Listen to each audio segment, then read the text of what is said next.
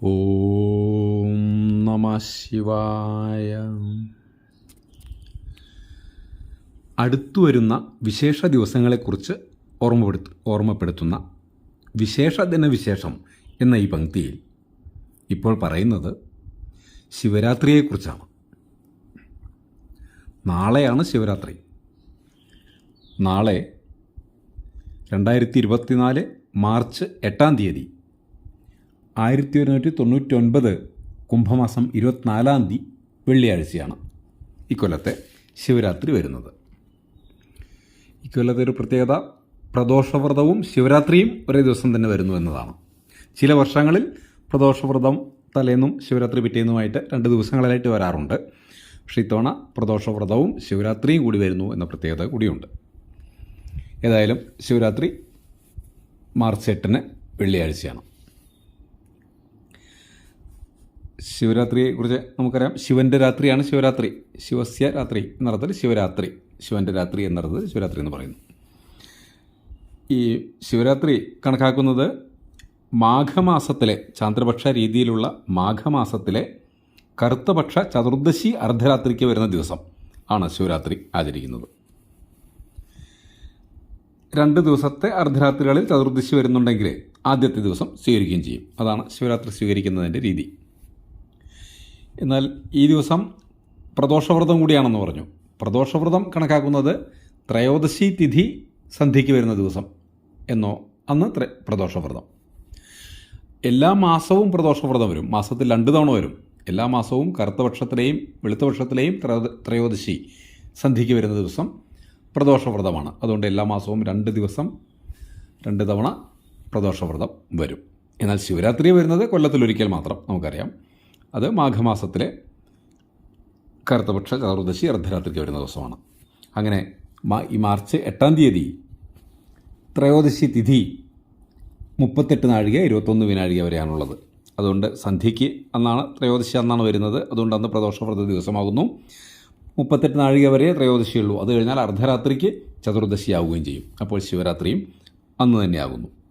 അങ്ങനെ പ്രദോഷവ്രതവും ശിവരാത്രിയും മാർച്ച് 8-ന് വെള്ളിയാഴ്ചയായി ആകുന്നു. അതുകൊണ്ട് പ്രദോഷവ്രതം ശിവപ്രധാനമാണ്.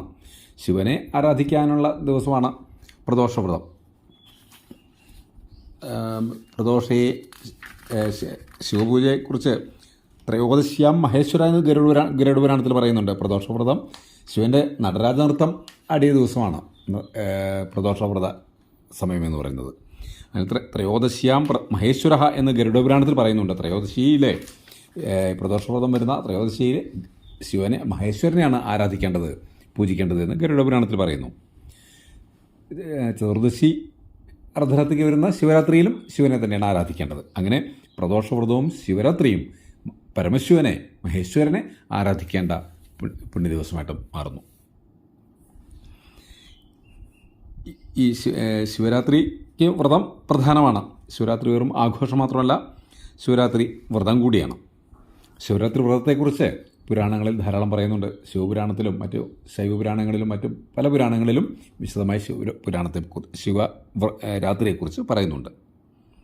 ശിവരാത്രി വ്രതം വക്ഷ്യേ ഭുക്തിമുക്തിപ്രദം ശൃണു മാഘഫാൽഗുനയോർ മധ്യേ കൃഷ്ണായാതു ചതുർദശി എന്ന് തുടങ്ങുന്നു പുരാണങ്ങളിലെ ശിവരാത്രിയെക്കുറിച്ചുള്ള വിവരണം.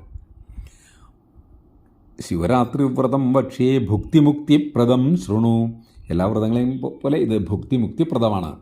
ഭുക്തി എന്ന് പറഞ്ഞാൽ ഇഹലോകത്തെ ഐശ്വര്യവും, മുക്തി എന്ന് പറഞ്ഞാൽ ഇഹലോകത്തിന് ശേഷമുള്ള ആധ്യാത്മികമായ ഐശ്വര്യവും തരുന്നതാണ് ശിവരാത്രി വ്രതം എന്നർത്ഥം. അത് മാഘ ഫാൽഗുനയോർ മധ്യേ കൃഷ്ണാത യാതു ചതുർദശി എന്ന്. മാഘ ഫാൽഗുനയോർ മധ്യേ യാ കൃഷ്ണ ചതുർദശി. മാഘ ഫാൽഗുന മാസങ്ങളുടെ, അതായത് മാഘമാസം തുടങ്ങി ഫാൽഗുനമാസം തുടങ്ങുന്നതിന് മുമ്പ് വരുന്ന കൃഷ്ണ ചതുർദശി, കറുത്തപക്ഷ ചതുർദശി ദിവസമാണ് ശിവരാത്രി ആചരിക്കേണ്ടതെന്ന് പുരാണങ്ങൾ വളരെ വ്യക്തമായിട്ട് പറയുന്നുണ്ട്. അങ്ങനെയുള്ള ഈ ശിവരാത്രി വ്രതം ആചരിക്കേണ്ട രീതികളും വളരെ വിശദമായിട്ട് തന്നെ പുരാണങ്ങൾ പറയുന്നുണ്ട്. ശിവരാത്രി വ്രതം കുർവേ ചതുർദശ്യാം അഭോജനം രാത്രിജാഗരണേ നൈവ പൂജയാമി ശിവം വ്രതി എന്നാണ് ശിവരാത്രി വ്രതാനുഷ്ഠാനത്തെക്കുറിച്ച് പുരാണങ്ങൾ പറയുന്നത്. അത് ശിവരാത്രി വ്രതം അനുഷ്ഠിക്കുന്നവർ തലേന്ന് ഒരിക്കൽ മാത്രമേ ആഹാരം കഴിക്കാൻ പാടുള്ളൂ. തലേന്ന് ഒരിക്കലും അനുഷ്ഠിക്കണം എന്നർത്ഥം. ഒരു നേരം മാത്രമേ തലേന്ന് ഉച്ചയ്ക്ക് അരി ആഹാരം കഴിക്കാം. തലേന്ന് ഒരു നേരം മാത്രമേ ആഹാരം കഴിക്കാൻ പാടുള്ളൂ. അങ്ങനെയാണ് ഒരിക്കലും അനുഷ്ഠിക്കേണ്ടത്. ശിവരാത്രി ദിവസം സൂര്യോദയത്തിന് പൂർണ്ണമായും ഉപവാസമാണ് പ്രധാനം. ശിവരാത്രി ദിവസം സൂര്യോദയത്തിന് മുമ്പ് ബ്രാഹ്മമുഹൂർത്തത്തിൽ ഉണർന്നെഴുന്നേൽക്കണം. കുളിച്ച് ശിവക്ഷേത്രത്തിൽ ദർശനം നടത്തണം. നമഃശിവായ എന്ന പഞ്ചാക്ഷര മന്ത്രം ജപിച്ച് ശിവഭജനം ചെയ്യണം. പകൽ ആഹാരം പാടില്ല. സന്ധ്യയ്ക്ക് വീണ്ടും കുളിച്ച് ശിവഭജനം ചെയ്യണം. നമഃശിവായ എന്ന പഞ്ചാക്ഷരീ മന്ത്രവും ശിവസ്തുതികളുമായി അന്ന് രാത്രി മുഴുവൻ ഉറക്കമൊഴിക്കണം. പിറ്റേന്ന് ശിവപൂജയ്ക്ക് ശേഷം തീർത്ഥം പാരണയായി സേവിച്ച് വ്രതം അവസാനിപ്പിക്കാം എന്നാണ് ശിവരാത്രി വ്രതം അനുഷ്ഠിക്കേണ്ട വിധാനങ്ങളെക്കുറിച്ച് പുരാണങ്ങളിൽ വളരെ വിശദമായിട്ട് പറഞ്ഞിരിക്കുന്നത്. അങ്ങനെ ഈ ശിവരാത്രി ദിവസം പ്രദോഷവ്രതം കൂടി വരുന്നതുകൊണ്ട് പ്രദോഷവ്രതം ശിവൻ്റെ നടരാജ നൃത്തം നടന്ന ദിവസമാണ്. പാർവതീദേവിയെ സന്തോഷിപ്പിക്കാനായി പരമശിവൻ നടരാജ രൂപത്തിൽ നൃത്തം ചെയ്തത് പ്രദോഷവ്രത ദിവസമാണ് എന്നാണ് ഐതിഹ്യം. നടരാജ നൃത്തത്തിൻ്റെ അവസാനമാണ് പരമശിവൻ അദ്ദേഹത്തിൻ്റെ കയ്യിലുള്ള ഡമരുവിൽ കുട്ടി ശിവസൂത്രജാലം എന്നറിയപ്പെടുന്ന മാഹേശ്വര സൂത്രങ്ങൾ ലോകത്തിന് നൽകിയത് എന്ന് പറയുന്നു. നൃത്താവസാനേ നടരാജരാജോ നനാധടക്കം നവപഞ്ചവാരം ഉദ്ധർത്തുകാമ സനകാദിസിദ്ധാൻ ഏതദ്വിമർശേ ശിവസൂത്രജാലം എന്ന നടരാജൻ്റെ നൃത്താവസാനത്തിൽ ആണ് ഢക്കാം നവപഞ്ചവാരം നിനാദ എന്ന് പറയുന്നു. മഹേശ്വര സൂത്രങ്ങളൊക്കെ ഉണ്ടായത് അങ്ങനെയാണ്. പ്രദോഷവ്രത വേളയിലാണ് നൃത്തം. അങ്ങനെ പ്രദോഷവ്രതവും ശിവരാത്രി ദിവസവും വളരെയേറെ ശിവാരാധനയിലെ വളരെയേറെ പ്രധാനപ്പെട്ട നിമിഷങ്ങളാകുന്നു. ഈ ശിവരാത്രിയെ സംബന്ധിച്ച ഐതിഹ്യങ്ങൾ പലതുണ്ട്. ധാരാളം ഐതിഹ്യങ്ങൾ ശിവരാത്രി സംബന്ധിച്ചുണ്ട്. അതുകൂടി നോക്കാം നമുക്ക്. ശിവൻ പാർവതിയെ വിവാഹം കഴിച്ച ദിവസം, ശിവതാണ്ഡവം നടന്ന ദിവസം, പാലാഴി മഥനത്തിൽ ലഭിച്ച കാളകൂടം പരമശിവൻ കുടിച്ച ദിവസം തുടങ്ങി പല ഐതിഹ്യങ്ങളും ശിവരാത്രിയോട് ബന്ധപ്പെട്ട് പ്രചരിച്ചിട്ടുണ്ട്. കേരളത്തിൽ കൂടുതലും പ്രചാരത്തിലുള്ളത് കാളകൂട കഥയാണ്. ക്ഷീരസമുദ്രം അഥവാ പാലാഴി കടന്നാൽ വാർദ്ധക്യവും മരണവും ഇല്ലാതിരിക്കാൻ സഹായിക്കുന്ന അമൃതം ലഭിക്കും എന്ന വിവരം കിട്ടിയതിനെ തുടർന്ന് ദേവന്മാരും അസുരന്മാരും കൂടി പണ്ട് പാലാഴി കടയാൻ തുടങ്ങി. സമുദ്രം കടയാനുള്ള കടകോൽ പർവ്വതമായിരുന്നു. കടകോലിനെ ചുഴറ്റുന്ന കയറായി ഉപയോഗിച്ചത് വാസുകി എന്ന സർപ്പത്തെയും. എല്ലാ സംവിധാനത്തോടും കൂടി ദേവന്മാരും അസുരന്മാരും ചേർന്ന് പാൽക്കടൽ കടയാൻ തുടങ്ങി. എന്നാൽ ഏറെ കടഞ്ഞിട്ടും അമൃതം ലഭിച്ചില്ല. ആനയും കുതിരയും ഉൾപ്പെടെ മറ്റു പല സാധനങ്ങളും കടലിൽ നിന്നും പൊന്തി വരികയും ചെയ്തു. കുറേ കഴിഞ്ഞപ്പോൾ വാസുകി അവശയായി ഛർദ്ദിച്ചു. ഈ ലോകങ്ങളെയെല്ലാം വെന്തു വെണ്ണീറാക്കാൻ ശക്തിയുള്ള കാളകൂട വിഷമാണ് വാസുകി ഛർദ്ദിച്ചത്. ഇത് ഭൂമിയിൽ വീണാൽ ഭൂമി നശിക്കുമെന്നുറപ്പ്. ലോകത്തെ രക്ഷിക്കാൻ പരമശിവൻ ആ വിഷം മുഴുവൻ എടുത്തു വിഴുങ്ങി.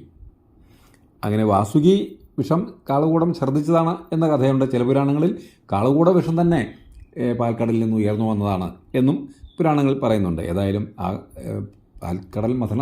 പാലാഴി മഥന സമയത്താണ് കാളകൂട വിഷം ഉയർന്നു വന്നത്.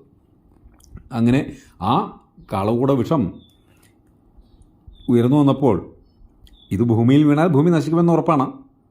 അപ്പോൾ ലോകത്തെ രക്ഷിക്കാൻ പരമശിവൻ ആ വിഷം മുഴുവൻ എടുത്ത് വിഴുങ്ങി. ലോകത്തെ രക്ഷിക്കാൻ വേണ്ടി ചെയ്തതാണ്. പക്ഷേ ഇത് കണ്ട പാർവതി ദേവിക്ക് ആകെ പേടിയായി. നിലവിളിച്ചോടിയെത്തിയ പാർവതി അന്ന് രാത്രി മുഴുവൻ പരമശിവനെ പ്രാർത്ഥിച്ച് അദ്ദേഹത്തിൻ്റെ കഴുത്തിൽ മുറുകെ പിടിച്ചിരുന്നു. കുടിച്ച കാളകൂട വിഷം തൻ്റെ ഭർത്താവിൻ്റെ ഉള്ളിലേക്ക് പോകാതിരിക്കാനായിരുന്നു പാർവതിയുടെ ആ പിടുത്തം. പാർവതിയുടെ രാത്രി മുഴുവൻ നീണ്ട പ്രാർത്ഥനയും ബലമുള്ള പിടുത്തവും കൂടിയായതോടെ ആ വിഷം ആ കണ്ഠത്തിൽ തന്നെ ഇരുന്ന് ഉറച്ചു.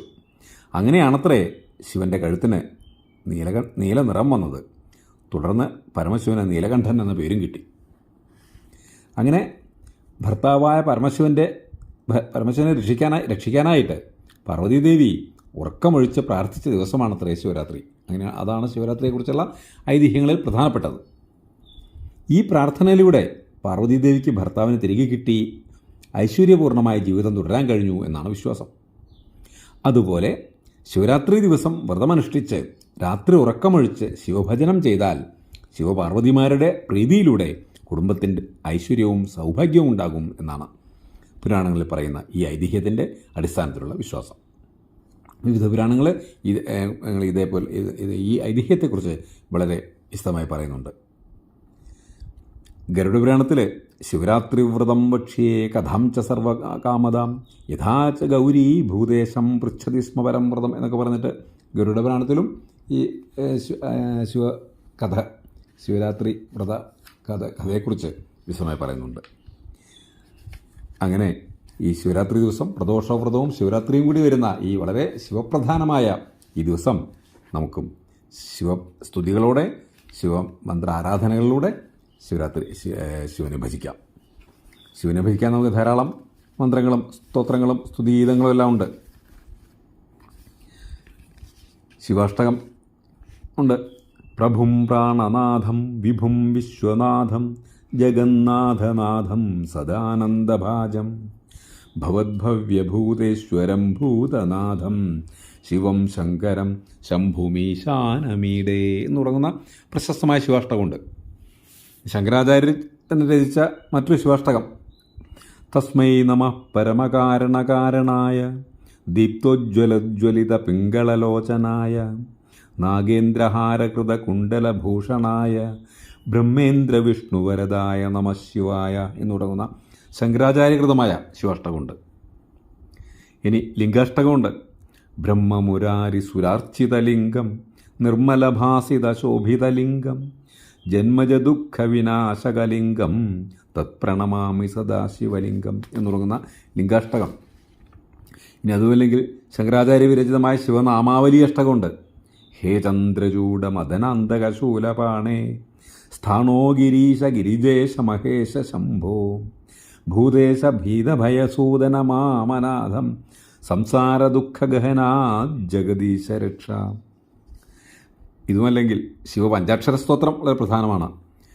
നാഗേന്ദ്രഹാരായ ത്രിലോചനായ ഭസ്മാംഗരാഗായ മഹേശ്വരായ നിത്യായ ശുദ്ധായ ദിഗംബരായ തസ്മൈ നകാരായ നമഃ ശിവായ എന്ന് പറയുന്ന നമ ശിവായ എന്ന പഞ്ചാക്ഷരങ്ങളിലും ആരംഭിക്കുന്ന ശിവപഞ്ചാക്ഷര സ്തോത്രം.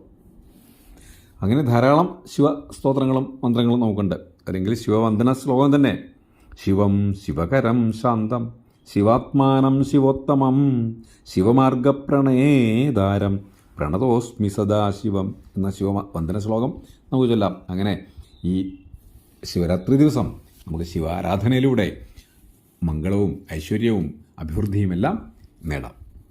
നമസ്കാരം.